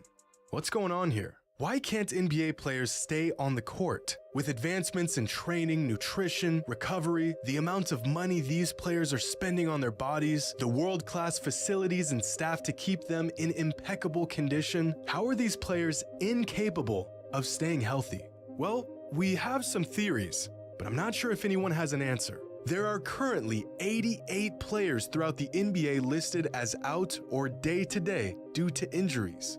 That is 20% of the entire league sidelined because of injuries. Over the last week, videos have surfaced from around the league of multiple players getting injured in the middle of their pre-game warm-ups, which has only shined an even brighter light on this issue that has been getting worse and worse each season. NBA players just can't stay healthy, and no one knows why. Despite the vast research and studies that have been poured into uncovering exactly why NBA players just can't stay healthy, there doesn't seem to be any clear-cut answer. Some factors point to the cumulative amount of wear and tear pro athletes today have gone through by the time they're in their mid-20s. Some studies have pointed towards the increase of dynamic in-game movements as the main culprit. But at most, these are just theories. Legendary NBA trainer Tim Grover, who worked with the likes of Michael Jordan, Kobe Bryant, and Dwayne Wade, attributes many injuries in the NBA today to simply not enough weightlifting. As players have shifted more and more towards sports-specific workouts and movements, their bodies have almost become unfamiliar with simple things like repetitive body weight impact and quick changes in momentum. You build a foundation by lifting weights. You have so much more resources, less contact, and more injuries. It's mind-boggling to me. It's because everything is rubber band, everything is resistance, everything is cable. When you get hit, when you jump, when you land, there's no pulleys, there's no cables. Your body weight is the metal. You have to learn how to explode with it, and you also need to learn how to land with it and how to stop it. And that's what metal does. It teaches you to lift it, but it also teaches you to put it down. Accelerate and decelerate. There's a little other section. Paul George had an interesting take, but I was curious of you guys' thoughts on that so far with because I remember lifting weights a lot. Sure. So I honestly think there's some truth to that because I do know kids don't lift as much. You know what I mean? I believe in all the weight stuff, but in my opinion, if you're talking about how it was back in 2003 or even back when Michael Jordan then played, I feel like AAU was a big part of that. I was gonna say how that. many games Yeah, I was that gonna say that. kids Yeah. Michael 5, Jordan, 6, Kobe, 7 games a day. Yeah, Yeah. and that's catching up to a lot of the kids now who are in the NBA where, like it's catching up, Yes. the mileage. So I think it's the amount of, I was watching, have you guys seen King Richard? King Richard. Mm-hmm. Yes. Where how Serena Venus Williams' dad, where he didn't want them to be playing in all those national tournaments. Yep. He just wanted them to be kids, train, Yep. still go to school, and wait at a certain age for them to start competing. I feel like they it's don't the same, burn out. Exactly. Yeah. And I feel like it's the same thing with basketball. And you know, with basketball in AAU, man, these kids are playing like 7 games. Man, I had a kid, one of my 6th graders, and shout out to Nico, I love you to death, kid, but you play too many damn games. He has on 3 teams. He played 10 games last weekend. Wow. No. That's and too many. And I said, what? He said, yeah, coach, it's like my 10th game. I said, Nico, don't do that Go again. sit down. Yeah. I said, don't do that again. Like, are you kidding me? That's not healthy. You know what I mean? Like, And you're not playing at your top level if you can play 10 games. And he's in one day. 12. Yeah. 12. I said, come on, man. I said, listen, unless you're sitting the bench 9 games and really actually playing in one, like, I don't, like, what are you doing? Because he's one of my star 6th grade players, so I know he's playing like a lot. And I'm like, come on, man, you can't do that to yourself. So, you know, no, I do attribute some of this as well. And I also found that interesting take. They were saying now the body mechanics are more dynamic currently now than possibly they were back then. And there's some validity to that because, you know, the small ball era, the positionless basketball era, you got guys like the Joel Embiids and, you know, the Giannis's, the 7-foot, you know, can jump out the gym and just move and explode in ways that, you know, typically our big guys couldn't do. You know what I mean? Yeah. So I think that all attributes a factor, but I just wanted to pause it. Like, I want to get to the Paul George section, go ahead. So all that stuff is true. But I just think they're soft. Okay, fair enough. Fair enough. No, get that out. It's true. Like, you have to lift weights. You have to take care. We are oversaturated with playing too many games. But when it comes down to it, I broke my finger on the court and I kept playing. Yeah. You know what I mean? I played with so many injuries. You on that to a degree. Kobe Bryant played with so many injuries. No, to a degree, right? To a degree. But the way I look at it now is like everything's softer nowadays. People don't want to play through an injury. So if I hurt my finger, I'm going to sit out and rest my finger so my finger doesn't look like this when I'm older. You know what I mean? So I'm going to sit out 2-3 weeks so my finger doesn't look like this. I said, who cares about this finger? I'm going to play back. I'm not sitting out 2 or 3 weeks for my pinky finger. That is different. You're right. We're different. We were built different in that era. I'm playing. I don't care if I'm playing at the park. I'm not 24-hour fitness. I don't care where I'm at. I was in college basketball. But still, like, I'm not missing anything for an injury. My ankle hurts, I'm going to tape it up. Right. You know what I mean? My wrist hurts, I'm going to tape it up, and then we're going to go play. Yeah. And injuries and hurting are 2 different things. If you're injured, go sit down. Right, right. You know what I mean? By all means, and go get help. But pain, we played through pain. Yeah, you're right. But in the NBA nowadays, like, okay, and then this is the business side of things. I'm giving you $100 million when I used to only give you $5 million. Yes. I'm giving you $100 million, and your pinky's hurting, go sit down, bro, because that pinky's worth $100 million, so go sit down. Exactly. It's a business side of things. And then also, go ahead. On the flip side is like, look at LeBron James, and I respect LeBron James so much, right? So what would you rather have? Would you rather have a Michael Jordan who burns out and he reaches these peaks that we've never seen before, 6 championships in 6 years, but he got burned out, and he didn't reach he didn't have the longevity that LeBron had because LeBron load managed. LeBron sits out. LeBron plays 60 games a year. He invested in his body. But now because he's playing 60 games a year, he can play 20 years at a high level. So which would you have? Right. That ultimate peak or that longevity? Yeah. You know what I mean? So that's kind of the debate. Well, and of course, like they were saying, there's really no clear-cut answer. They can't even the NBA's analysts. They're like, we can't figure it. There is no answer. There's theories, right? I think what all 3 of us kind of have alluded to is all accurate. I do think it's a combination of kids are softer. I do think it's a combination of the movements. I do think it's a combination of kids need to lift and don't lift as much. It's a combination of all of it. I hate to say it. And of course, like what you say, Mark, a lot of the kids just play a lot too much games, like too many games. And I try to tell even my parents, this is what I tell them. I say, listen, each kid needs like 2 teams at the most, 2 teams. You can have one that is like for my 6th grade, I have a really, really, really good 6th grade group. I mean, we're talking like national level 6th grade group. It is pretty unreal how good this team is. It's scary good. Now, again, I don't know what that means for their longevity, but this is what I tell their parents. I say, okay, this should be their main priority, high-level team, because they all have their roles. They know how to play it. They're playing at high level. Then they have a secondary team that isn't as talented, where they're more the man, right? So they can expand their game, work on things. That's what we call like their local team, right? That's your local hardwood team. I'm your travel elite team, and that's all you need. You know what I mean? But, you know, some of these kids and some of these parents, I mean, they're doing like the feeder high school team, They're doing their local team. They're doing a rec team. They're doing their travel team with me. They go to their trainers. They go to the, and I'm like, okay, you're doing too much, kid. I'm like, and you're 10, you're 11, you know, like you got, I try to tell parents and kids find a balance, but I think it's all culminating in a lot of injuries. It really is. It's just, they're obviously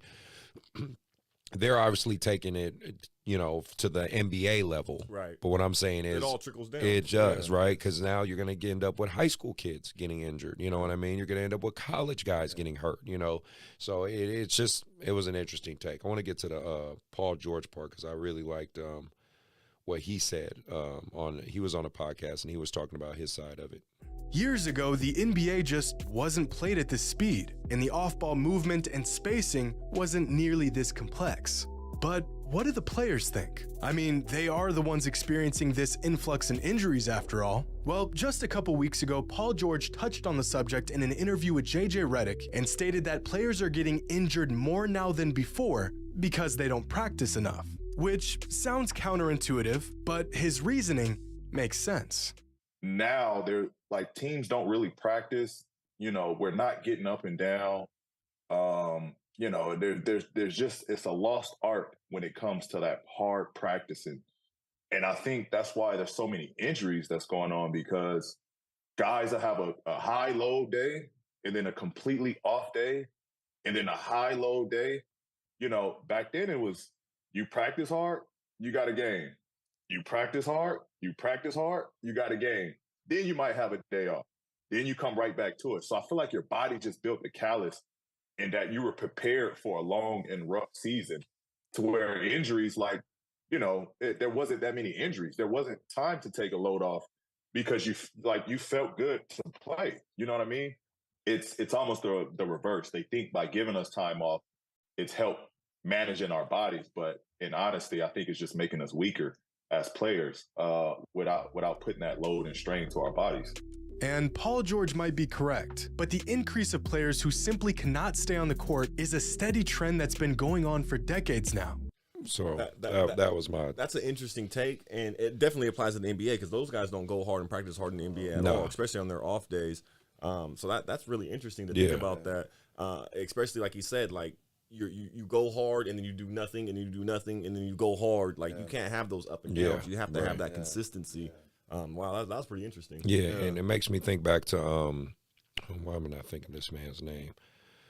Not D'Antoni. Hard nosed coach. He was with the Bulls for a while when Derrick Rose was there.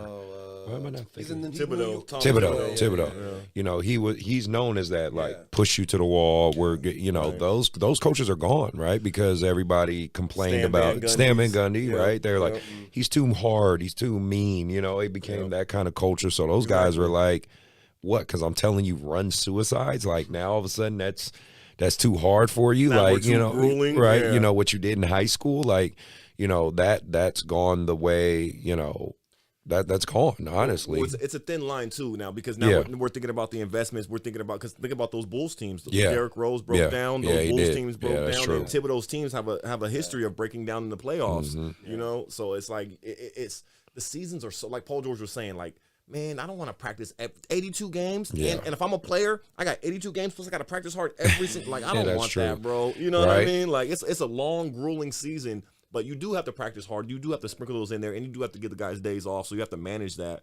But it's a long season. That's why I'm glad I'm not an NBA coach. No, I for couldn't real. figure that shit and out. I don't even know. Like, I wanted to go to the NBA, but when you look back, like, we played 30 games in college and high school. They're playing 82. That's 82. Triple. That's Exactly. triple. That's not including the travel. travel. Getting into your hotel room at 2 o'clock in the Yeah. morning and the sleeping patterns. And that's something I know is like, if you don't get enough sleep, you increase chances of injury. Yeah. So I But know I'll that do it. definitely. I'll do it for $100 million. Right. Right. Yeah, right. Price is right, absolutely. Yeah. No, I mean, and well, see, and that's where I bring it back down to the grassroots level, right? Because that's the main premise of this show is like, you know, kids. How do we change this narrative for kids, right? Like, again, I encourage my kids just have 2 teams, and I tell you should do maybe 4 games max on a day because these kids are going to do it. But I agree with 2, but 3 for the championship game. right? But I tell them, listen, if you're going to play give yourself 4 games max, right? Like, and obviously, hopefully get some rest in between. Like, get a, if you have a 9 a.m. game and a 11 a.m. game, Well, that's true. You do AAU. rest, you know what I mean? Circuits, and then, go do a couple afternoon games and then be done, But again, I don't know. It's a fine line. Just curious your guys' thoughts on that one.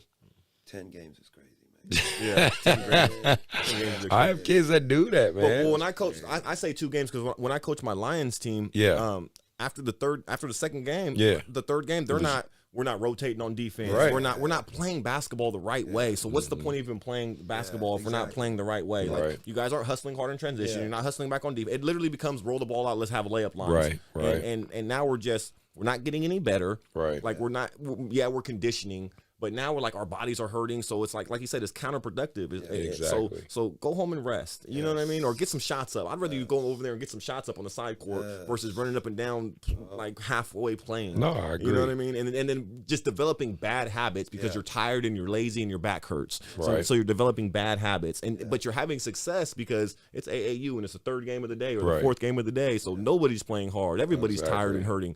But I mean, some of those tournaments they do play hard. Game, but I'm just talking about the normal typical, average local one. Yeah. I mean, it's such a balancing act, and of course, there's no definitive answer. You just try to manage it in our respective fields as much as we possibly can.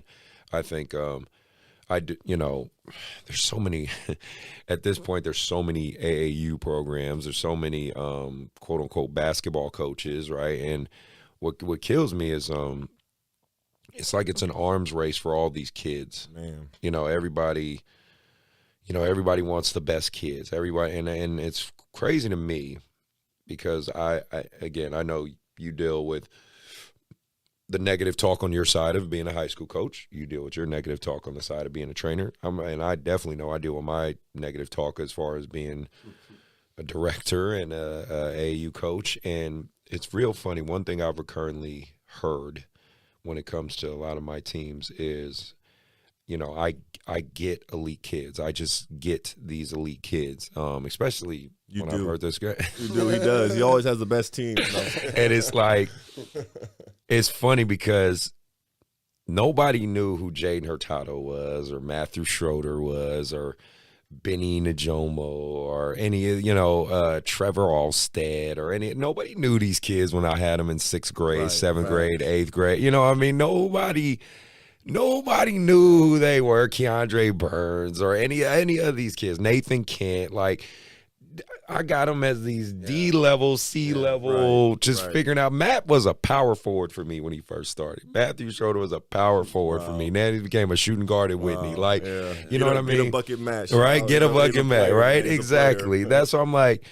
And if people knew the investment and the work and all you have to do to pour into these kids to help create what they see. Now, again, I'm not saying I created them. No, I said I help in the process to create the player you see in front of you. Right.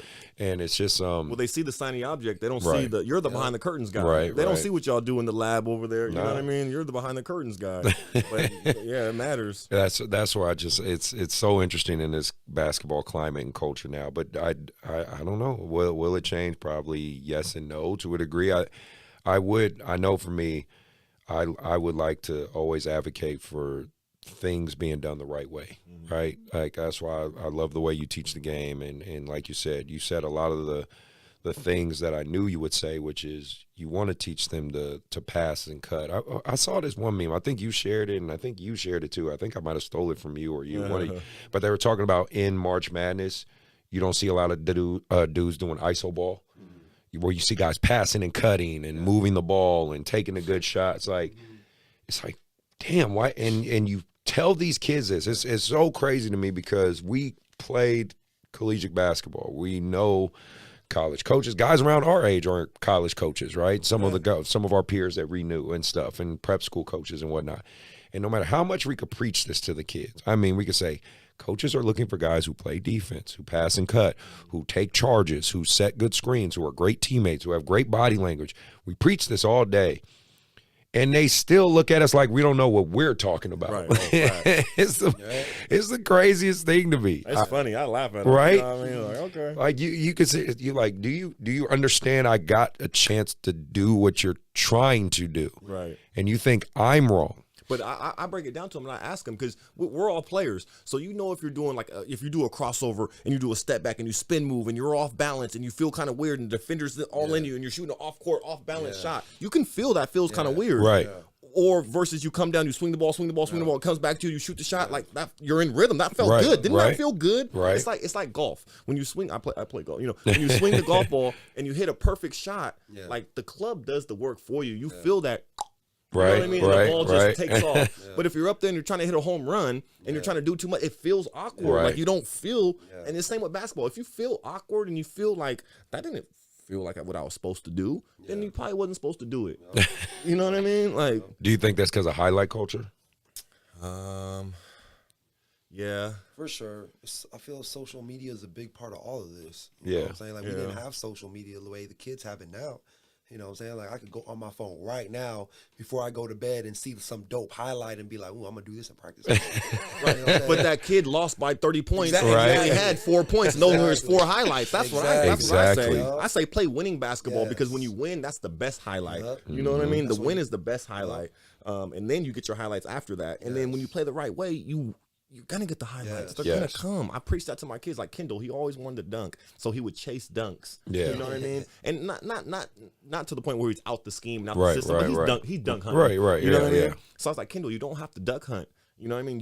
It'll literally just play hard, play good defense, trap the guy. He'll give you the ball. Yes. And then go dunk the ball. You'll go get it. You know what I mean? Exactly. And he did it. He's a great coachable kid, and he had, I don't know how many dunks he had. I don't know if there's a Sac High record for dunks in a year, but he probably broke it. This dude was every time you looked up. And, I guess this is the last part I wanted to get your take on and just kind of talk about it in general. And me and Mark, we're currently talk about this on the show because obviously this is the engine of what makes a lot of this go is parents, right? Parents being crazy, some parents being very supportive. How I want to try to question or frame this question the right way, but when you have parents that are doing the right thing when it comes to their kid, and make this clear, it's not, you can't do a wrong thing in terms of your kid, but I'm just meaning in terms of the sport of basketball. right. And the biggest part, is letting you do your job, letting me do my job, letting you do your job. How much easier does that make your job? Well, it's funny. So let me start by saying this because I am a parent, and my son did play, and I wore kind of both the hats, all the hats or whatever, but I wouldn't want a parent like me. So I wouldn't want to, you know what I'm saying? I wouldn't want a parent like me on my team because I was a tough parent. I demanded things, but I knew what I was talking about. I questioned, me and you were cool. I barely said anything. I barely said anything to Chris because we see the game the same way. Right. But some of these other coaches, I even asked hey, let me join your staff. Let me, you know what I mean? Like literally I come to practice and run their practice for them because this ain't quote unquote good enough for me. Right. This is before I even had all this coaching experience or a champion, but I'm a champion, so clearly I know what I'm talking about a little bit, right? So you should have listened to me back then. You know who you are. But no, but that's funny. But so I understand the parents a little bit more. I know not a little bit more, but I know where they're coming from. I feel like I know what it's like to be that passionate, emotional parent who's only thinking about their kid in a sense, you know what I mean, or trying to. So I understand it. So I tend to give parents a little bit of break. That's why I talk to them a little bit more and communicate with them because I feel like I know where they're coming from. But in the same breath, it makes my job easier when you trust me. Yeah. You know, and one parent, I broke it down to him, and he would text me every game after something bad happened. And I'm like, look, man, we won 25 games this year and won a section championship. You don't text me after we win. You don't text me and say, good job, coach. Right. Hey, that was a great game. I love the sub you made when you put my boy in and we won the game. You don't say that. No, of course you only say, why'd you take my son out in that situation? Right. Why'd you do this? You only question me. You don't never text me and praise. I get all these texts from these parents but you guys, and I called them out. Yeah. Y'all don't text me and praise me. Yeah. And say, good job, coach. Yeah. Positive We won 25 games. Right. We won 25 games. No. And y'all only got something negative to say. Yeah. Like, where's the positive love? Welcome to coach. Yeah, I know, but then they started doing it. Hey, coach, I just want to say good job. But that's I good you appreciate called it. him out. No, and That's I good you appreciate called it him out. because you can always focus on the good. You can always focus on the bad. You know what I mean? But like you said, it makes my job so much easier when you focus on the good. Right. Because exactly. I tell them to, This is my first year coaching. I told my kids all the time, I got a 17-year-old daughter. I tell her, like, I've never had a 17-year-old daughter before. Like, I don't know what I'm doing. Like, and next year you'll be 18. I've never had an 18-year-old daughter. Right. I don't know what I'm doing. Out, right? This is my first year coaching, fellas. We're all in this together. We're riding. I tell the parents too, like, hey, my bad. I might have made a mistake right there, but I'll get better with it. But see, you don't understand the fact you're man enough to say something like that, because a lot of coaches aren't. You know what I mean? A lot of coaches aren't. Give yourself credit maybe for not that. next year because now I'm a champion. Now the ego takes over, I know, right? the ego, like, I'm gonna come in a whole new man next year. Like, can't nobody tell me nothing. Like, y'all want a section championship? Do it my way. Exactly. Nah, I'm just kidding. And what about you, Mark, on your end? I mean, you obviously deal with parents to a certain capacity too. So I mean, at the end of the day, you know, I always, with what I do, you know, if I have a new client or a new parent, like I tell them right up front, like, if we're gonna do this long term, if I'm here to help you guys develop, because even like for me, it's not just about the basketball, like it's the life skills. Because in order to maximize anybody's potential, you have to understand them. And I tell all the parents, like, you guys raised your kids, you know, so they have to trust me so I can learn their personalities to get the best out of them. So that's right off the front, you know, right off the bat, like, this is how I do things. This is how I'm going to do things with your kid. And I like to collaborate with my parents, you know what I'm saying? And if they're able to do that, then their kid is going to be good. If they're not, then we're not going to be able to get to that potential. So I always try to, like, you know, right off the bat, you know, like I said, I've been doing the training thing for the last 5 years. Has gotten to a point now because of certain kids and some success, you know what I'm saying, that they shouldn't really say anything, you know what I'm saying? Just like, you a champion, you know what I'm saying? I'm like, well, I helped this kid. He went D1, and this is the blueprint. Right. Follow the blueprint. If you go out the blueprint, then it's not going to work. So I just go right off the bat, like, this is what we got. This is what I do. This is how I do things. That's it. If not, there's a lot of trainers out here. You're right. You're right. That's you it, are absolutely you know? right. So, No, and this is all great stuff. Well, with that being said, we're gonna come to a close, but Matt, much appreciate you being here, man. Yes, sir. You did a great job. I want to do a few quick shout outs real quick. Shout out to Dwayne at PHPS. I addressed the holdback thing, so shut up calling me a hypocrite, because he talking about I got a couple holdbacks on my 16U. I said, dude, I told you high school level is different. High school level is different than 8th grade and below. So shut up, Dwayne. I got you on that one. Also, shout out to Coach's Corner IG. They made you. They voted you Coach of the Year. Coach of the Year. And I just got blown up with this top 10 influential AAU director. So Congratulations to you. I did not. I was at UPS, and next thing I know, I saw it there, and I wanted to say, hey man, thank you for that. Much appreciated. And you know, shout out to Coach Mike at Van and Coach Fred at Intercom. I've talked to you guys recently. Just appreciate you guys. Mark, happy you're back here. Yeah, man. I'm happy to be back. He's been ghost, man, but that's just because he's working, so I appreciate it, man. But Matt, you got any last closing words real quick or anything? Just again, appreciate you guys, man. It's been a lot of fun. I feel like I'm big time now. I'm in the studio. Like I said, I'm a fan. They got me here. I told them, like, he finally invited me. I've been trying to get on the show, man. So I guess they want winners on the show. You got to be a winner to get here. No, I'm just kidding. But no, I appreciate you guys having me, man. You know, much respect. I appreciate what you guys are doing for the community. As always, it's much love, much respect. Like, you're my big bro. I look up to you and everything that you've been doing. So just thank you for having me on the show, man. Much All love. good, man. Congrats and, again. Congrats. Thank you. Absolutely. And I appreciate everybody who's tuning in. Please, again, shout out to my sponsors. Make sure you guys check them out as well. Oops, let me get my sound. There we go. My last sound in. Please check out my sponsors as well. Links for everything will be in description. Links to the video we just watched will also be in the description. Again, everybody be safe out there. Take care of your bodies. Love this game of hoop. Hopefully I keep being able to bring out good content to you. I love having my guys here. Mark, when he's here and he's available, just please follow Matt. I'll have links to his IG and all that good stuff for you. Do the HBO special, help a brother out, hit the subscribe and like, that would be great. And we are out.